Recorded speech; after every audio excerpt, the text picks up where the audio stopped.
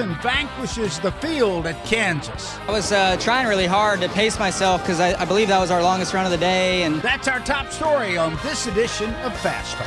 Fast Talk is presented by Toyota. For the latest Toyota Gazoo racing information, visit tgrna.com. And by Sunoco. From NASCAR to your car, Sunoco Fuel helps your car reach peak performance. Now, here's the host of Fast Talk, Doug Rice. Kyle Larson continues to pile up the wins. That's number 3 with his victory at Kansas. Hi, I'm Doug Rice, joined by Alexis Erickson and Brad Gilley on the pre-All-Star edition of Fast Talk. So glad you could be with us. And Alexis, sometimes we always talk about cat and mouse and that the cat is just playing with the mice. There were times during the race yesterday that I felt like Kyle Larson was the great big cat and everybody else was a mouse that he was just kind of pushing around the room. I mean, look, if you look at the stats that he had from this past weekend at Kansas, he was perfect.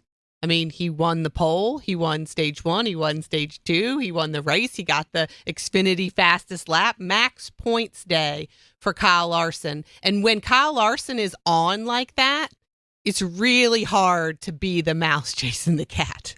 Brad Gilley, I don't know that any of us should have been surprised. I was looking at the numbers from the Saturday practice and qualifying sessions, and nearly in every category, I felt like Kyle Larson was number 1. Single fastest lap, 5 lap, 10 lap, 20 lap average.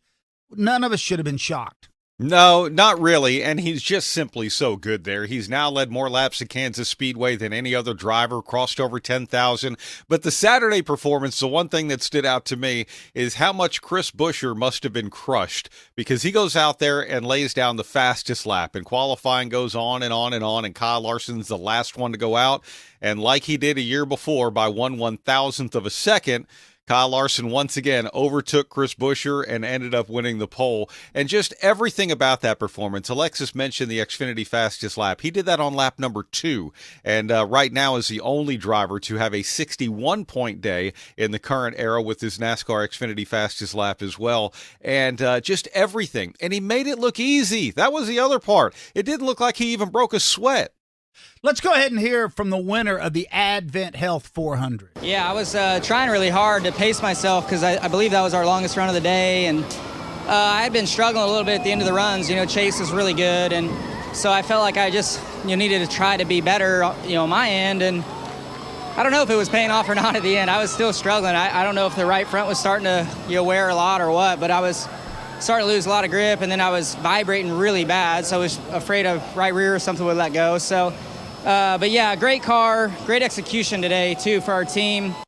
I mean, that just makes me laugh, okay? Because that whole interview, he's talking about how he was struggling, how he wasn't that good. And if that was Kyle Larson struggling, then oh my gosh, the rest of the field is in trouble.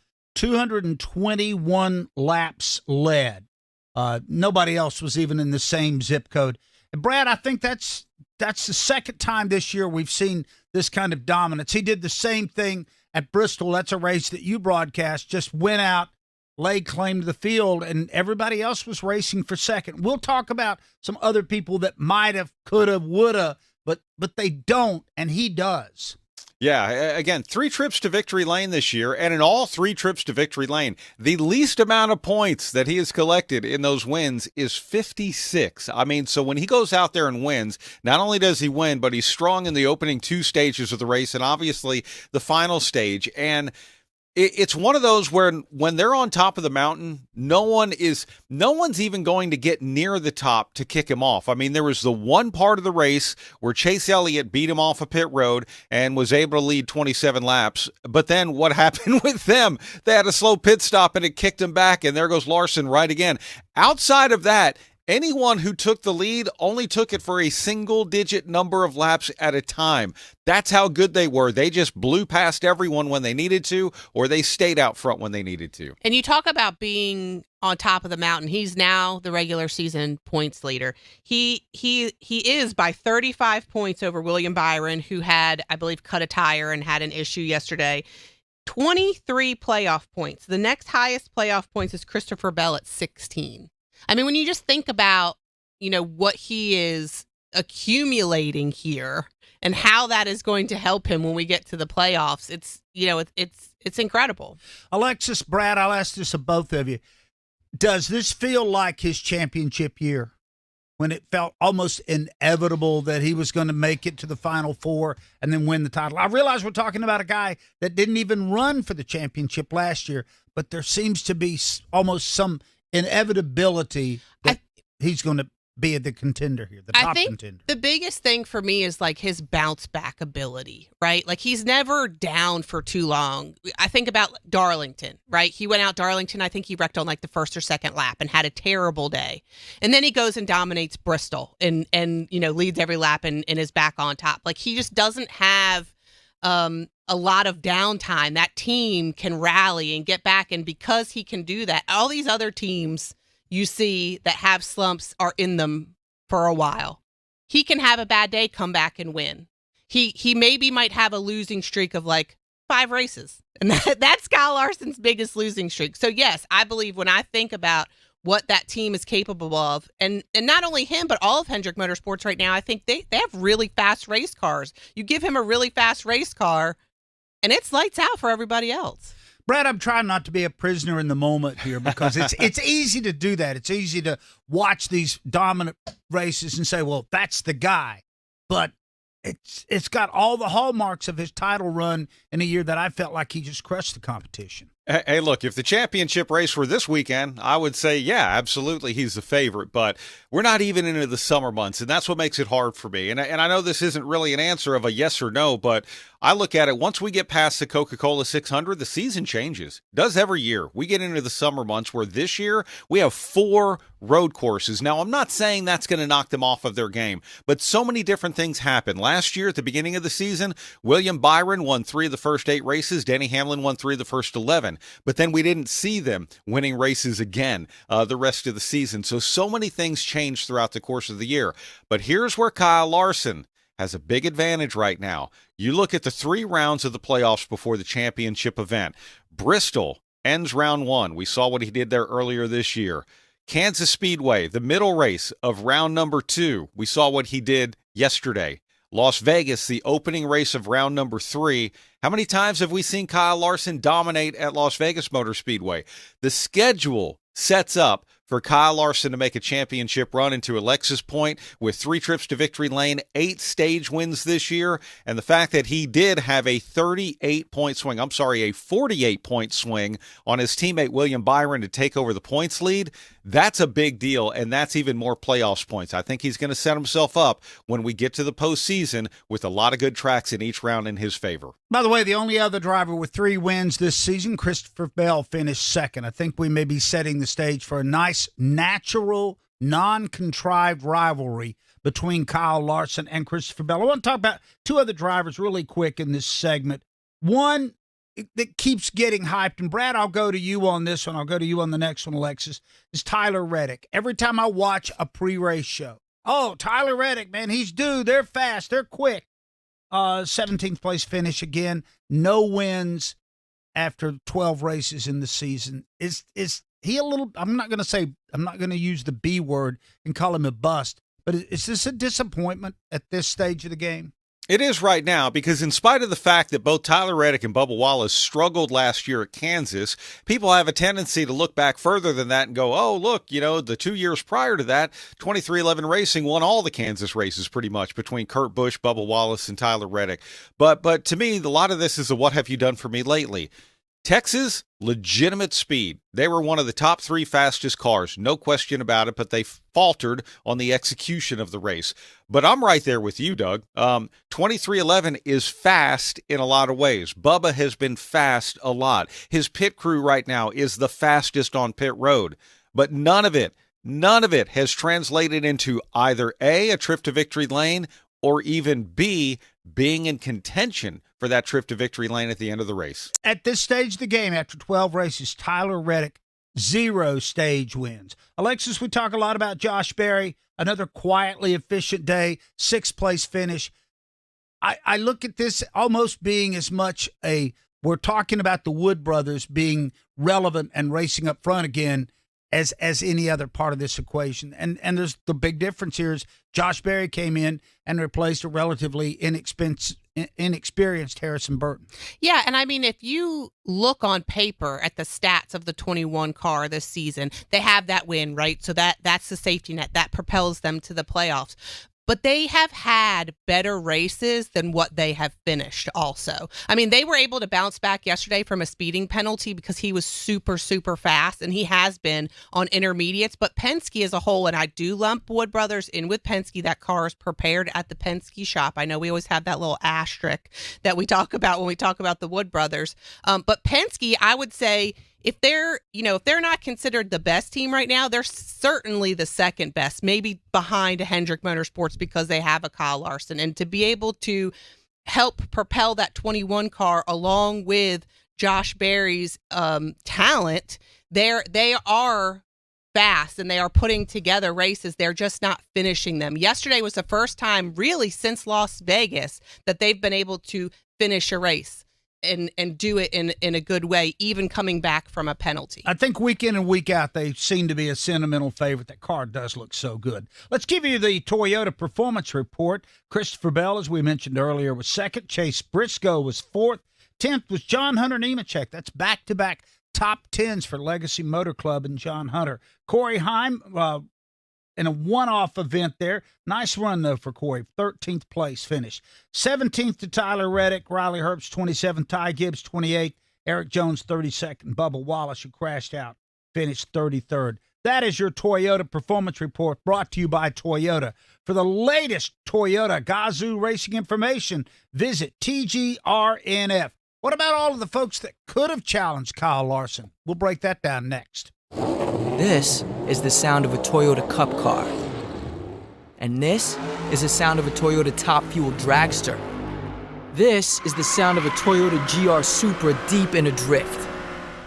And this is the sound of Denny Hamlin celebrating after stuffing the competition. You in? Get up to speed at tgrna.com. Toyota, let's go places. NASCAR is a registered trademark of the National Association for Stock Car Auto Racing, LLC. Whether your engine runs daily or only when you need it, Z-Max Micro Lubricant is the force you need against carbon buildup that can damage your engine. Combustion causes carbon and other harmful deposits to build up in your engine, fuel system, and transmission. And carbon is like sandpaper rubbing against your engine's internal parts. You don't want that. You want Z-Max Micro Lubricant. It soaks into metal and keeps your vehicle running at peak performance. Find out more at zmax.com or visit us on Facebook and Twitter. Protect your engine to the max with Z-Max.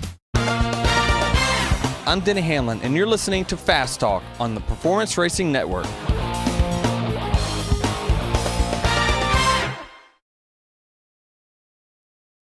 It's hard to believe in this day and age in the United States of America that children are hungry.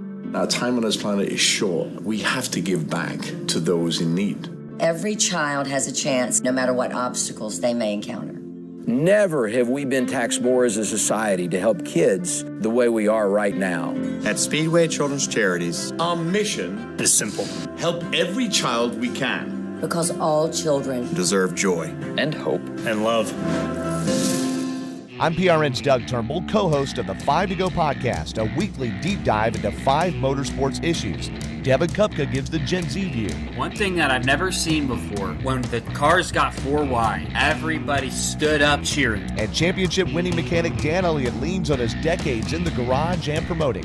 Unless everybody is aware of the rules, then no, it's not fair for everyone. Listen to the 5 to Go podcast on GoPRN.com and subscribe on Apple and Spotify.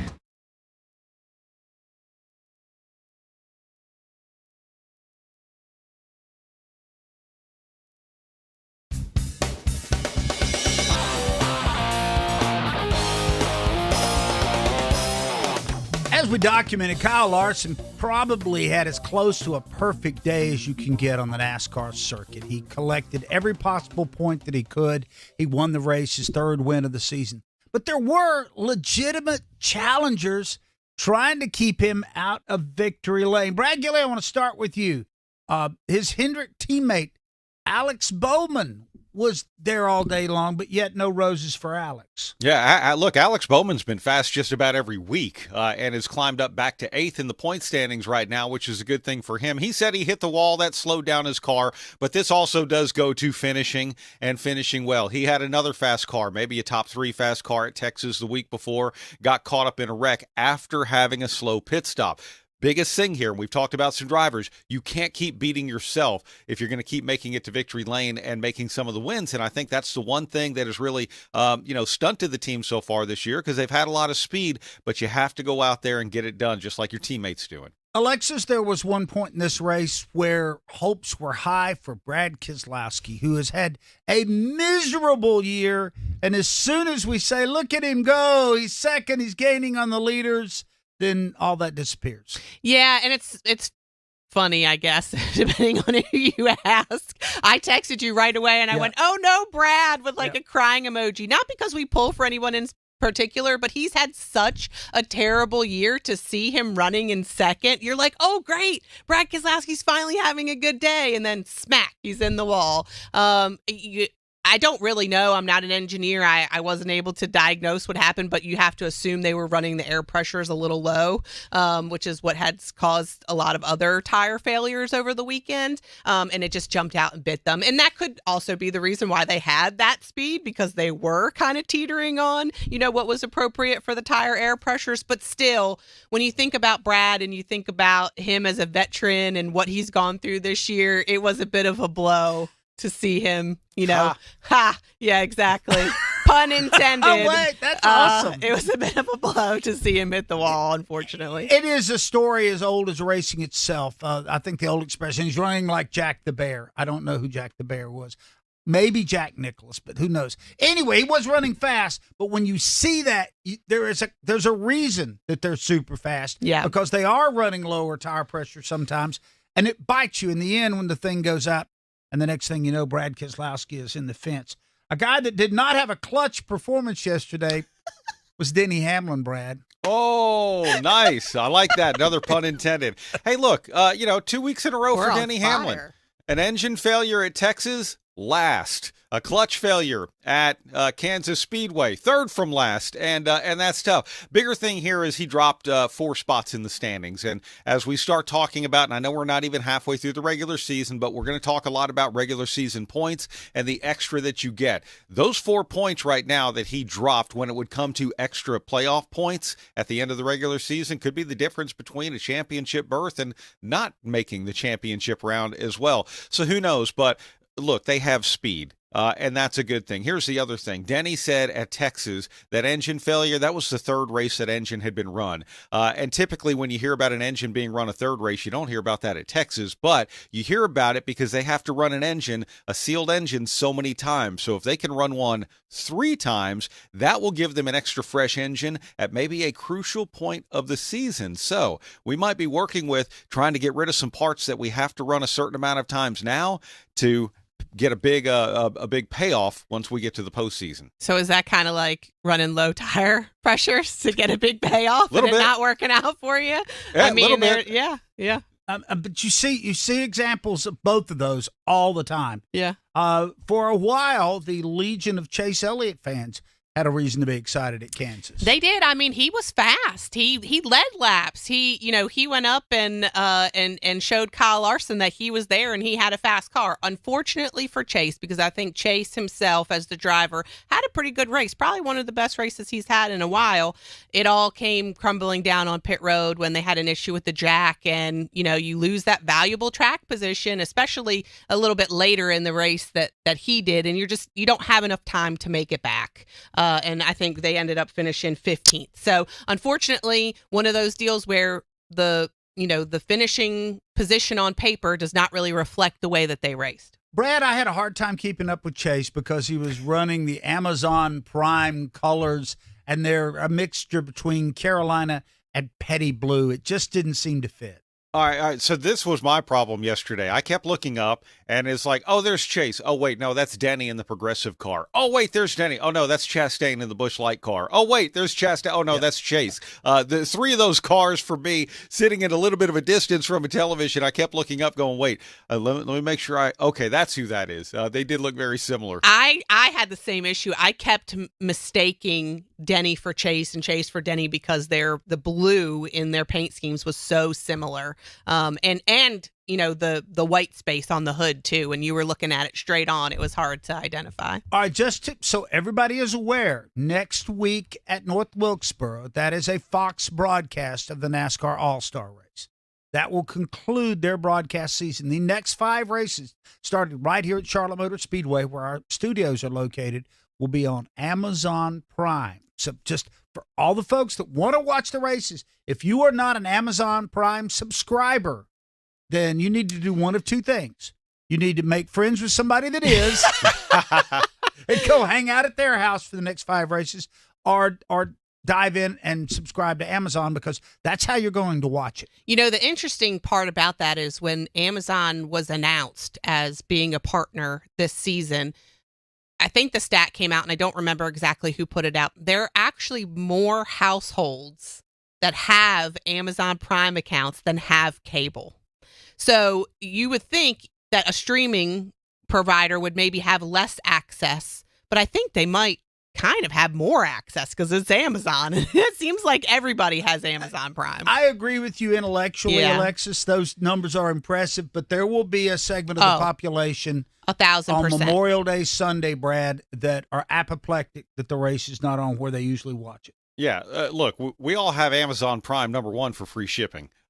Secondary for probably watching it. And among all of those people who have Amazon Prime for shipping, that doesn't necessarily mean they have a smart TV. I hope they do. There are plenty of ways to watch it. And I don't know if a comparison to cable, now that so many people have cut the cord, is a great one, because we all have different ways of watching our television now in the way it works. But to Alexa's point, Amazon Prime has such, like penetration into all of the households practically across the United States.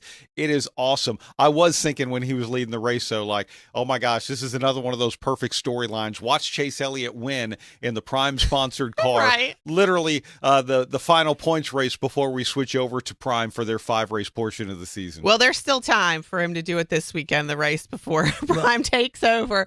But I will say, for those out there that might not have it, that might not, be able to go see it at a friend's house, the Performance Racing Network will have the Coca-Cola 600 coverage starting at 5 p.m. The Sunday before Memorial Day. So, we got you covered. I'm going to watch the race. I think I'm going to be in a suite at Speedway. Sweet. I'll send you pictures of my shrimp cocktail. Hey, if you've got shrimp cocktail, I'm coming to you, buddy. Hey, North Wilkesboro is getting ready to host the All-Star Race for the 3rd time. We'll talk about that. From fueling NASCAR champions on the track for over 20 years to innovating 94 Octane, the highest octane on the market. Performance is what Sunoco does. All Sunoco fuel at the pump meets the same top-tier standards as the fuel used in NASCAR. From the track to your tank, you can trust Sunoco to help your vehicle perform at its peak. When it comes to maintaining your engine to run at peak performance, trust Z-Max Micro Lubricant. Z-Max soaks into metal, so it's easy to add to your oil or gas to disperse carbon buildup in your engine, fuel system, and transmission. Protect your vehicle's engine to the max with Z-Max. Check us out at zmax.com or visit us on Facebook and Twitter to find out more about our full line of products. Remember the name Z-Max for your car, big rig, small engines, firearms, and more. That's Z-Max Micro Lubricant. I'm Alex Bowman, and you're listening to Fast Talk on the Performance Racing Network.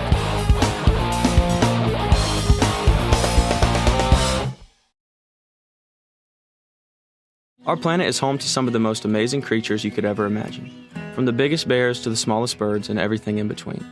If we want our kids and their kids to experience the magic of wildlife that we have today, it's on us to step it up and take action.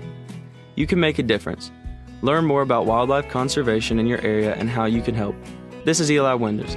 Let's make sure our wildlife is around for generations to come. Y'all take care of the earth and it'll take care of us. This message is courtesy of the United States Air Force. The speed, the drama, the only NASCAR race in California. The Toyota Save Mart 350 NASCAR weekend rolls into Sonoma Raceway July 11th through 13th. 3 days of high-speed thrills, edge-of-your-seat action, and family fun in the heart of wine country. Bring the whole family. Kids tickets start at just $10. Don't miss NASCAR's biggest stars battling for victory. Get your tickets now at SonomaRaceway.com. This is NASCAR. This is California. This is Sonoma.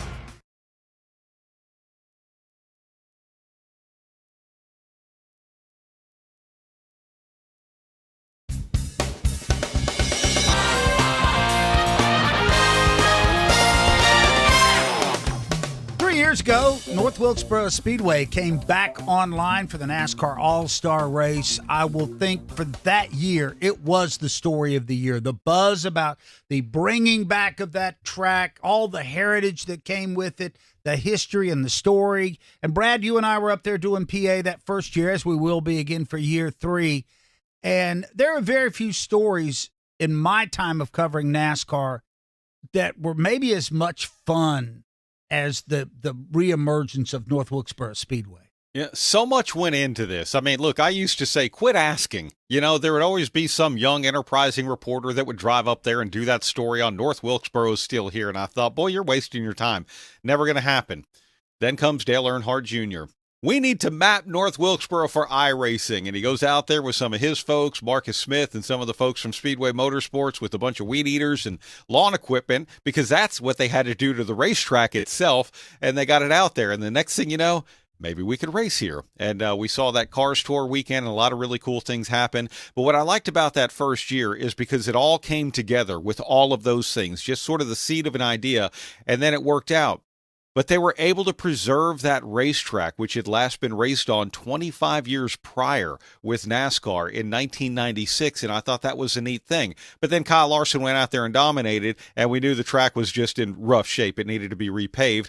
Joey Logano goes out there last year and dominates. This year, I kind of look forward to seeing how North Wilkesboro evolves even further. And for me, I still think it is one of the bigger stories of the season that we get to go back there. And footnote, Joey Logano last year had 800 laps of additional practice on that track because that team got to do the tire test. So it's not a surprise that they went up there and wiped the slate clean in the second All-Star race. Alexis, you spent a day in the PA booth with me last year. So I was going to say, if there's one request I have for this year, it's Brad, please make sure your travel plans are sewn up, okay? Because I don't need to be in the PA booth again this year. Last year, Brad couldn't make it there in time, and I pinch hit it, and boy, it was rough. But I made it through. No, but you know, Brad hits on a point.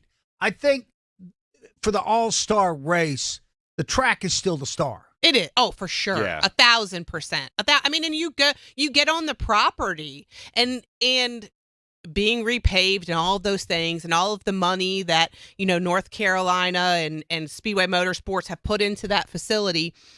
It has a feeling of being new, but also being super nostalgic. Yeah. Like you get like the big sign that you see when you come in, and just the way you feel when you're there. There aren't a lot of racetracks that give you that same feeling.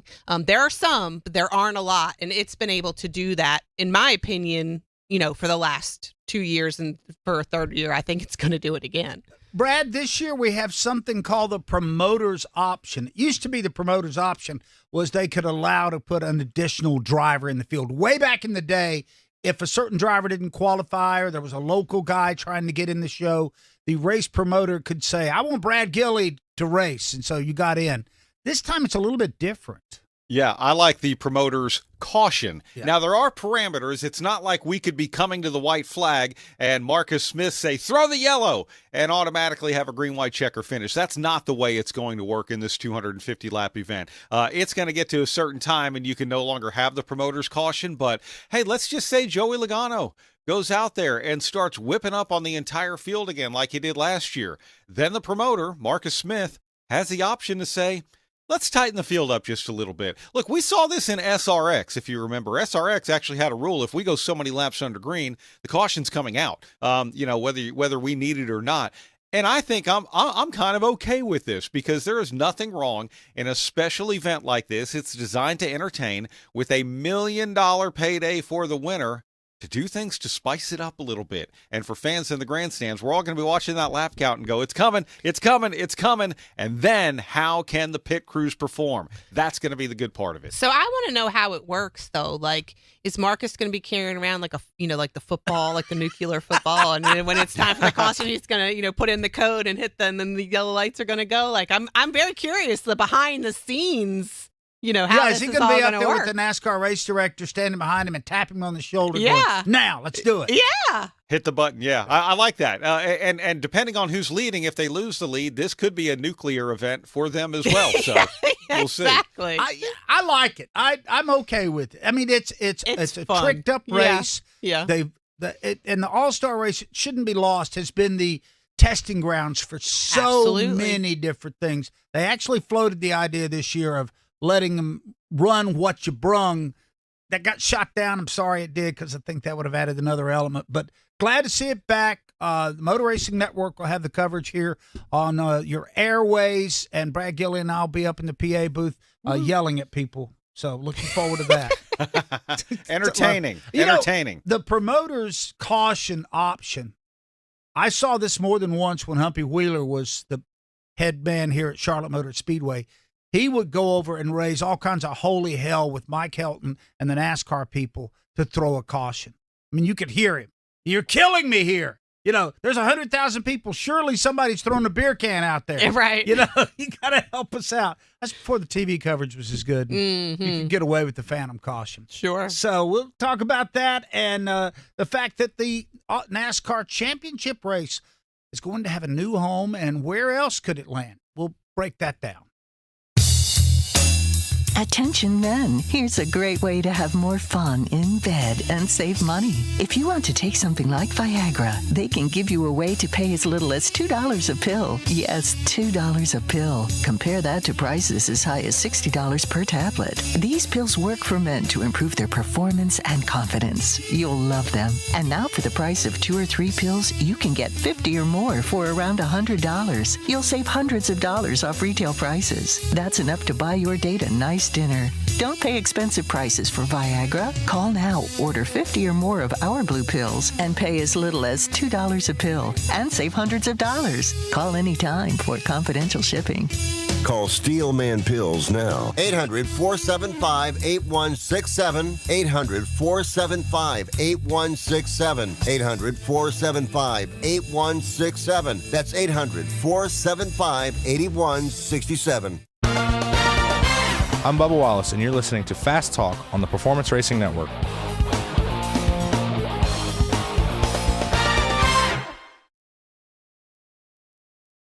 Time to pull down on the handle and start rolling them here at Las Vegas Motor Speedway. The green flag flies at the Atlanta Motor Speedway. We're about to contest the Coca-Cola 600. We're racing at Texas Motor Speedway. Now Keselowski goes way up the racetrack. Here comes Harrison Burton. He rockets to the lead. Trouble. Car goes around. It's Chris Buescher. Joey Logano battles to the outside. They come back to the start-finish line. Bubba Wallace looks inside. And now here's Byron. Takes a quick left to block him. They head back to one. Here goes Ross Chastain. He's going to the bottom of the racetrack. Bubba goes up. Blaney hits the outside wall off of turn 2. Can Christopher Bell do anything with him? He gets down to the bottom of the racetrack. Briscoe dives to the bottom of the racetrack. Side by side. They get loose. They spin. Now Tyler Reddick does a 360. So does Briscoe. Heading into turn number 7 as he wraps it around. The crowd is cheering for Daniel Suarez here on this final lap. Allmendinger gets into Alex Bowman. Ross Chastain back out to the front for the final time. This is PRN.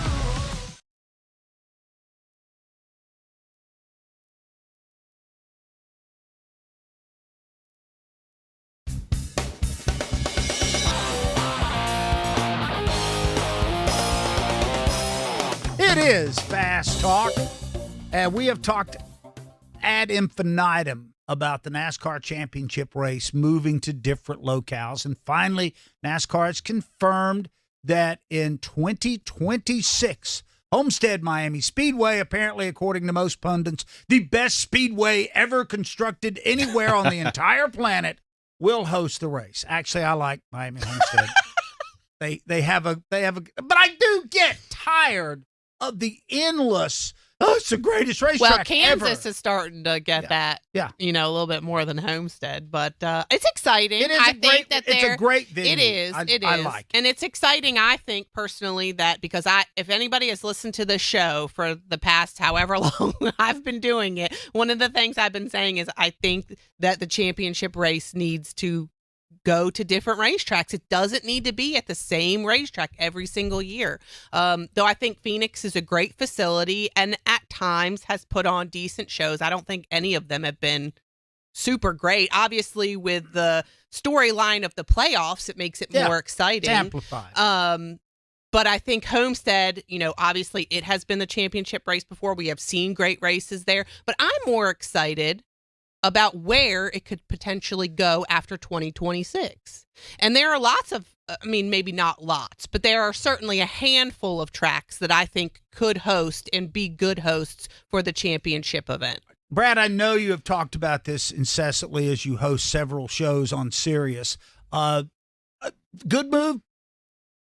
Great move. One that should have happened back in 2014. Honestly, when it comes to rotating the championship race, when they announced this format that we're going to have 3 rounds of 3 races each in a championship race, I literally instantly thought to myself, oh, this is great. Now we're going to treat our championship event like a Super Bowl, like a college football national championship, like an Olympics, like a World Cup, where cities are going to be awarded the championship event. I was a little disappointed when that didn't happen, although we saw a lot of really cool things happen in Homestead, Miami. But I know when people start talking about the different tracks we can go to, number one, people think of the southern states, Las Vegas, Texas, so on and so forth. Hey, look, we've raced at Kansas on October 24th before. That's like a week before the championship round happens. We race in Martinsville, Virginia today, now, a week before the championship round happens. So you can have it in a lot of different places. But for me, this is not about the track as much as it is about the community. I feel that they need to have community involvement, and just like every other major sporting event that holds a championship round on a rotating basis, this needs city and community involvement. These cities, communities, and racetracks need to bid, need to submit to NASCAR why they're the ones worthy of having a championship round, because Phoenix has done a great job. I'm talking about the city of Phoenix. We need that to happen everywhere and then some. Yeah, I agree. I think having these racetracks and these markets bid means bringing fresh ideas, bringing, fresh perspective. Like, I think it should be here in Las Vegas or here in Texas, and this is why, and this is what we're going to do to make it special. And I think just that process of having to say, okay, well, if you give it to us, we're going to do this, we'll just ramp it up even more so than it already is. NASCAR's already ruled out running it at Talladega and Daytona. They don't want to put it on a and I track. think that's smart. And they've taken road courses off the list. Yes. Everything else is open. I just jotted these down. I've got 7 tracks that I think would be possibilities, and you guys can debate these. Brad, you mentioned Kansas. I see no problem there. Yeah, it might be a little chilly. Who cares? Mm-hmm. Wear a jacket. Yeah, exactly. Yeah. Go buy some hand warmers and let's go racing. What about Martinsville? Brad mentioned that too. It's 1 week. It's literally the week before the championship race. Yeah, I don't see any problem with that. I certainly think when you think about the history of NASCAR and what Martinsville has meant, it deserves a place in, the potential choosing of a champion. So I don't have any problem with Martinsville. All right, Brad Gilley, over to you. Las Vegas Motor Speedway. Easy. Look, already the community supports that with what the Convention and Visitors Bureau has done as far as helping to attract people to come to your city. And this is the thing. Las Vegas is a really nice, flashy, large town when it's going to come to community involvement and being able to bid and submit and say, this is what we can do. Las Vegas has the capacity for that. A large city is able to do that. And I'm sure even if it's 8 years before they get there, Wayne Newton will still be around. Probably. I'm convinced he's going to outlive everyone on the planet. Texas Motor Speedway, Alexis. Yeah, when you think about what we just saw there, I thought it was a very compelling race. And I think especially, look, we don't know. We have no idea how far down the line these could come to fruition, right? So you asked me about Martinsville. Right now, typically, the short tracks are not having the best racing that we're seeing on the circuit. But who knows what that's going to be 5 years from now when Martinsville may get awarded a race. Same with Texas. I mean, Texas has had really great racing. Intermediates have raced really well. Hopefully that continues to stay the same. But I think Texas as a venue and as a market would be fantastic to host the championship race. Brad Gilly, what about the track that has too many names? Darlington. Darlington? I was going to say, look, yeah. I think geographically and entertainment-wise, yes, Darlington. I think there is a struggle there. Two things. Number one, I think it's going to be hard for a small town to win a bid for a championship event. I feel the same way about Martinsville. The other thing with Darlington, look, it has a crown jewel event that kicks off the playoffs, and that is on Labor Day weekend.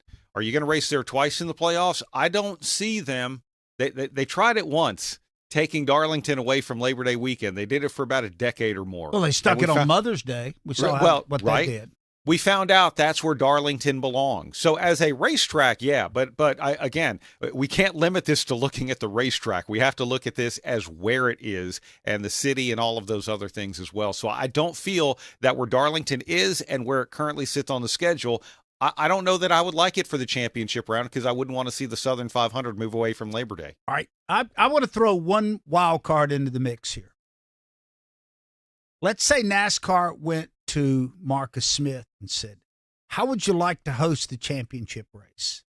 The caveat being there is no Roval, but we will decide the championship in Concord, North Carolina on the oval at Charlotte Motor Speedway. Is that enough inducement? Is that a here's what's behind door number one? I think that's a tough question because, in my opinion, the Roval has created this identity that I think is very strong. Now, you can't, in my opinion, you can't look at it where the car is right now and what is happening with the car and all of that. But you've had these people that are like, we want the oval back. We want the oval back because this car's racing so great on the ovals. But in my opinion, to be able to have the championship race here in Charlotte, I would, again, because it's on a rotating basis, not going to happen every year. You're only saying goodbye to the Roval for one season. I would do it if I were Marcus, but all right, Brad he's Gilly, a lot smarter than me, so I don't know. Teeter-totter of decisions here. There's no teeter-totter for me.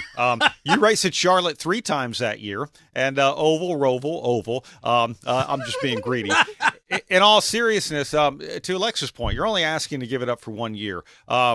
But here's the deal. This meets every part of the criteria, all right? Number one, it's a world-class facility. Charlotte Motor Speedway is an amazing place to host a championship event. Number two, it is truly the heart of NASCAR country. A championship event is deserved of Charlotte Motor Speedway for sure. And the market itself. Look, Charlotte is one of the fastest growing parts of this country. It is a large city. It is a large metropolitan area.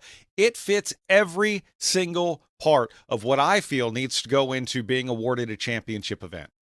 I kind of like your idea first. See, I just thought, let's be greedy. Let's get 3 races at Charlotte. And for that 1 year, they could spin the All-Star race off to a non-SMI track in exchange for getting the championship race here. So now we'll make that the Roval. I am wheeling and dealing with Marcus's money and race dates. Sorry, boss. I'm sorry about that. All right, green flag, black flag are next. From fueling NASCAR champions on the track for over 20 years to innovating 94 Octane, the highest octane on the market. Performance is what Sunoco does. All Sunoco fuel at the pump meets the same top-tier standards as the fuel used in NASCAR. From the track to your tank, you can trust Sunoco to help your vehicle perform at its peak.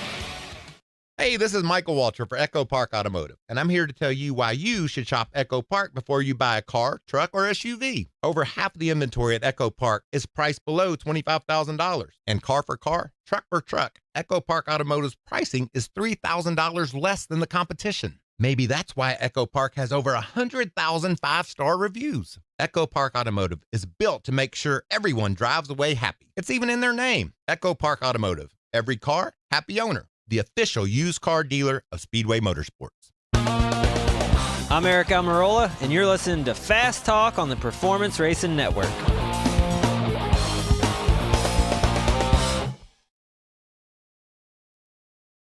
Hi, it's PRN's Brad Gilley. Did you know you could take PRN with you anywhere? That's right. By downloading the PRN mobile app, you can listen to our live race broadcast from anywhere.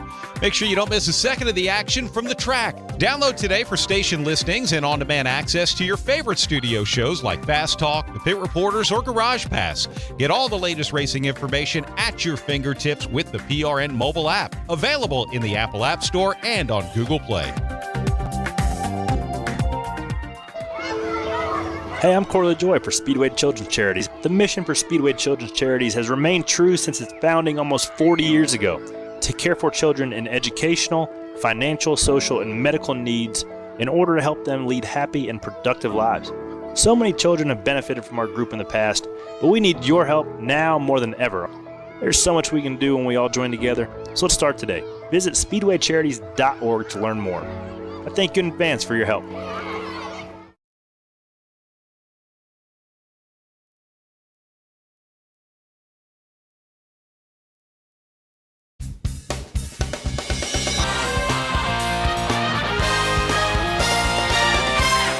Before we get into green flag, black flag, we're going to be a little interpersonal here. Alexis, did you have a great Mother's Day? I did, yeah. I will say, of all the things that happened to mothers on Mother's Day, my son telling me that I was his best friend, which he did probably 5 times yesterday, really took the cake. So if you're having a bad day, have a 3-year-old tell you that they're your best friend, because that's sweet. It doesn't get really old. Nice. Mm-hmm. And I like the fact that your son Ollie loves to see pictures of construction equipment. Oh, he loves it. He does. He loves. But he's a 3-year-old boy. What 3-year-old boy doesn't love to see? Bulldozers and backhoes and dump trucks. I'd like to see your bill for Tonka toys. Right? Well, it's probably pretty substantial. It is. All right, let's move on to this. It's time for another edition of Green Flag, Black Flag. It is the part of the show that just won't go away. Not that we would want it to. Oh, it's fun stuff. I've got 3 carefully prepared statements here. Way to sell that, Kent. Thank you. We keep trying, but it keeps coming back. We keep trying to kill it. Here we go. 3 carefully prepared statements. I will read them. If our panel agrees with them, they'll give it a green flag. If they disagree, it gets a black. Wow. Okay. You frightened me, David. And if they're all in agreement. Yeah. Here we go. We start with Brad Gilley today. Kyle Larson will win at least 6 races in the regular season. Oh, green flag. Easy. They're every racetrack coming up among the next 14 of the regular season are good tracks for Kyle Larson. All right, Doug Rice. Green flag. He'll win the All-Star race, and he'll back it up at 600. Ooh. Wow. Ooh. Yeah. Big Cue the wow, David, because I'm going to say green flag, too. I don't know how you can't. Simple as that. He's on another level. All right. I told my daughter, we bet a lot while she was home over the winter, and I would bet her on this and bet her on that. And I said, I started to offer you $100 if you pick the winner of the Coca-Cola 600. But then I was afraid she'd pick Kyle Larson. And you'd be out $100. I'd be out $100 bucks. Mm-hmm. All right, here we go. Brad Keselowski will not climb out of the top 30 this year in points. Alexis. Yeah, I have to say green flag on this. I hate it. I hated it when he hit the wall this past weekend at Kansas. But that team is they're struggling. And I know that the way this points system is, all he needs to do is have one good race and get to victory lane, which he has done before. Just have one good race and that will propel him. But I don't see it happening right now. Brad Gilley. Green flag. The theme of Keselowski's season is going to be all of the entertaining ways of how he doesn't make it to victory lane. We saw yesterday they blew a tire while running second. I think we're going to find new wacky ways for someone to end up not finishing a race. Doug, what do you think? I'm going to go black flag. I think there's got to be at least one day that he gets a top 5 when everybody else crashes out or the problems beset them. The hoping. forever optimist. Yeah, He'll still be 31st in points, though. Yeah, you're right, Brad. He'll probably finish second somewhere and still not pass. That hole he is is deep. behind Riley Herbst, Yeah. Noah Gregson, and Ty Dillon back in 33rd. Not good company. All right, Doug, I'm going to start with you on this one. Final one here. Corey Heim should be at the top of the Cup prospect list for 2026. Corey. Oh, everybody is so anxious to move these people. Sure, why not? He's really effective in trucks. But beware of the hype monster because it gets behind you, and then you get to Cup and you realize this is really hard. It is. It is. And I'm going to say green flag too.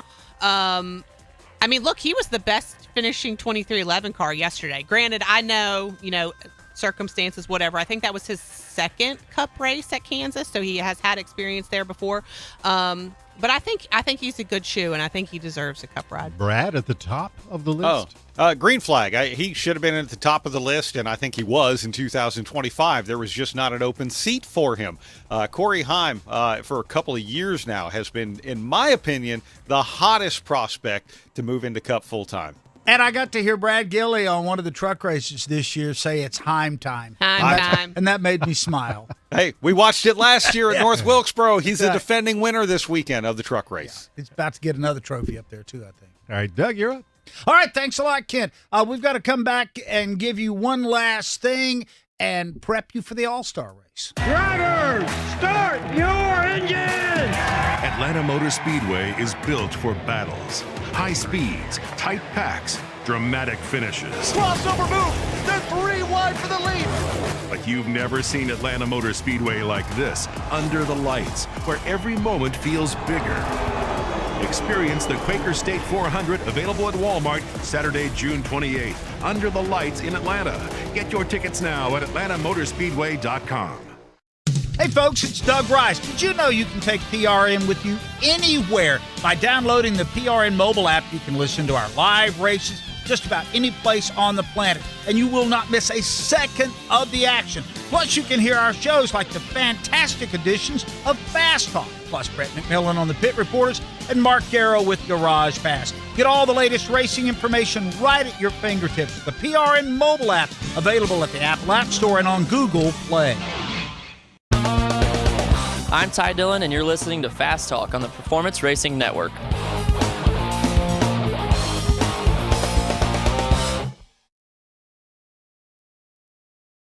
A NASCAR memory with Doug Rice and Kyle Petty. They established the Hall of Fame. First two people that get in, besides your dad, is Bill France Sr. and Bill Jr. Your time behind the wheel overlapped with Bill Jr., didn't Yes, it? for sure. For sure. I was called to the truck many times while Bill Jr. was in there. But you know what? What I remember about Bill Jr. as much as anything was being a kid and him sitting and talking to my dad or talking to my granddad. And Bill Sr. would be in some of those conversations, but you'd sit down at the racetrack and they would talk about where the sport was and where the sport was going.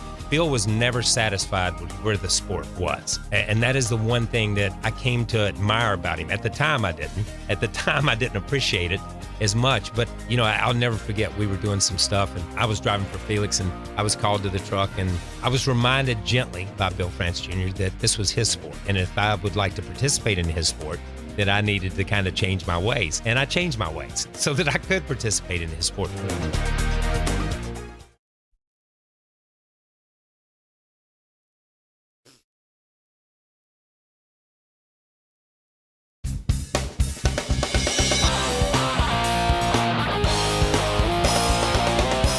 All right, this coming weekend, NASCAR heads back to North Wilkesboro. Third time for the All-Star race. The Motor Racing Network will have the play-by-play. And Brad, they are cramming a lot of action into a weekend once again, but they have allowed folks to buy single-day race tickets way in advance this year. Yeah, this is great, though. But, you know, Friday we've got the Cars Tour at North Wilkesboro Speedway, plus we have practice and qualifying the Pit Crew Challenge for the All-Star race. Remember, last year, the 2 years running we've done this at North Wilkesboro Speedway, the same pit crew has won. 2 years ago, they were Ty Gibbs' pit crew. Then they switched over to Christopher Bell's pit crew and won it again. So I'm looking forward to seeing how that goes Friday, Saturday. We've got the Truck Series and a lot of really cool things as well. Sunday, it's just going to be awesome. You know, the Open, the All-Star race. We start the day with a modified race. You and I are going to be there all day, every day. And don't worry, Alexis, My travel plans are secure. Okay, good. And last year it was some motorcycle maintenance that gave me a little bit of a hiccup. That's right. I couldn't remember exactly what I it think was. you should drop by and make a cameo. Yeah, potentially. We have a babysitter lined up for Friday night, and I had mentioned to Jordan, I said, hey, maybe we'll go to North Wilkesboro? Yeah. And I don't know. Did your husband bite on that? I don't know. We'll see. Well, he works in the He does, racing industry, yeah. so that's kind of the busman's holiday, Right, You know, right. oh, you're off a day. Let's Yep. go to the racetrack. Right, exactly. Let's do this right now. One last thing. All right, time for one last thing. We can comment about anything under the sun. Brad? My thing is road trip. And this can apply to NASCAR. This can apply to something else. But as we start to get into the summer months, I love making road trips. I'm probably going to road trip it from Texas to Atlanta. To me, that's like a perfect one, especially with the Saturday night race makes that road trip easy. And whether you want to go to Indy, whether you want to go to the Chicago Street Course or Watkins Glen or Sonoma, which would be a nice one, pick a road trip, but make it a little more than that. The great thing about our NASCAR weekends is they last over a weekend. It's not just typically a single day event. A great example of a Sonoma road trip, depending on where you're coming from, you could go to Yellowstone. You could see a lot of other cool things that our great country has to offer. But there are so many things out there. I would say find a way to make a NASCAR vacation into a full-blown vacation. Hit the road, go out there and see some of our really beautiful national monuments and a lot of other cool things. Alexis? As long as I've been in this sport, one of the things I've wanted to do and still have not done it is spend a weekend camping at the racetrack. And just hearing Brad talk about road tripping and all that, it made me remember that, that is, in my opinion, one of the funnest things you can do is take, your camping stuff, take your RV, whatever it is that you have to the racetrack, spend the entire weekend there, bring a group of friends. Like, that's one thing that one way I have yet to experience a NASCAR event or a NASCAR weekend personally. And I really have that on my to-do list. The other thing I wanted to mention is, I know we talked a little bit about Mother's Day before, but I just want to shout out my mom, Elizabeth Perkins. She watches the show religiously, so I'm sure she's watching now. Hi, Mom. Love you. And my mother-in-law, Deb. So thanks for being great moms. Elizabeth, thanks for watching. You help single-handedly propel our video streaming numbers every day. So we always appreciate that. And, I want to tell you how much I enjoy doing this show with you two. It is so much fun. I've officially retired last year from going on the road and calling the races, but keeping this connection to the racing community with Brad and you, Alexis, and David and Kent back there behind the glass, it means a lot. It keeps me in touch with the racing world. I have to say, when you announced your retirement, the first thing I thought of was, you're still going to do Fast Talk, right? That's right. I'm so glad that you made that decision because I really enjoy my Mondays just as much. It's fabulous to get to spend it with you two. And we realize that this is not as hard a core racing show. We want to have a little fun. We want there to be some, what is it called? Infotainment. A little bit of information, but if we make you laugh along the way, then that's a win for us. Enjoy the All-Star race this weekend at North Wilkesboro Speedway. I hope they get one like Brad Gilley was talking about, where we're talking about the race on Monday morning when we come back in here, and not just about the fact that North Wilkesboro is back and they had a race again. I'm hoping they have a slam-bang affair with a lot of cautions and a lot of bumping and grinding and all of the things that we love so much in this sport. For the folks behind the glass, Kent Bernhardt and David Stiles, of course, Brad Gilley and Alexis Erickson, I'm Doug Rice. Be sure to enjoy NASCAR racing when it gets close to you. And you know what? We will be back here next week. We'll be talking about the NASCAR All-Star race at North Wilkesboro.